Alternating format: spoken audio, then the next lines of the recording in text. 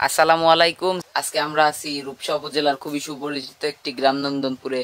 এই গ্রামের ভূস্বর্গিক প্রকৃতি এলাকা খ্যাত মজুমদার রোডে দুই বিলের পাশ থেকে এই রোড বয়ে গেছে। সারিবদ্ধভাবে তাল গাছ লাগানো হয়েছে বেশ কিছুদিন আগেই, কিন্তু রোডের জন্মলগ্ন থেকেই না।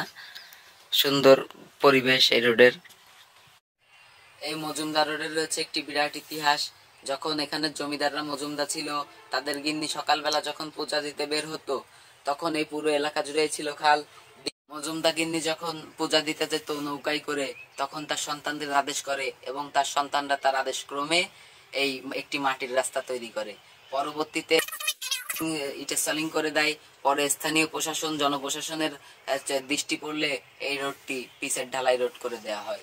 এই অপরূপ দৃশ্যের জন্য এই মজুমদার রোডে আসে হাজার হাজার ভ্রমণ পিপাসু মানুষেরা। এখানে এক ভাই কচুরি পানার ফুল তুলতেছে, ওইখানে কৃষক ভাইয়েরা তাদের জমি থেকে ধান কাটতেছে। একটু জুম করে দেখালেই বুঝতে পারবেন কি অপরূপ দৃশ্য। মানুষের মন কেড়ে নেয় এই রোড। রোড থেকে একটু সামনে এসে টং এর চায়ের দোকানের মতো একটি দোকান দেখতে পাবেন। সামনের টং দোকান থেকে নিয়ে নিলাম এক কাপ চা। এই ভূস্বর্গিক প্রকৃতির মাঝে এক কাপ চা খাওয়ার মজাই যেন আলাদা, এক তৃপ্তির ঢেকুর এনে তোলে।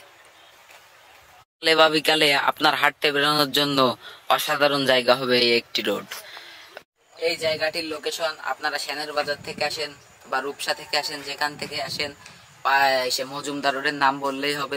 মজুমদার রোডের মাথায় নামবো, যে কোনো অটো বা ভ্যানে বললেই হবে। সবাই আমার ভিডিওর ভুলগুলো ক্ষমা সুন্দর দৃষ্টিতে দেখবেন। সবাই আমার জন্য দোয়া করবেন। আল্লাহ হাফেজ।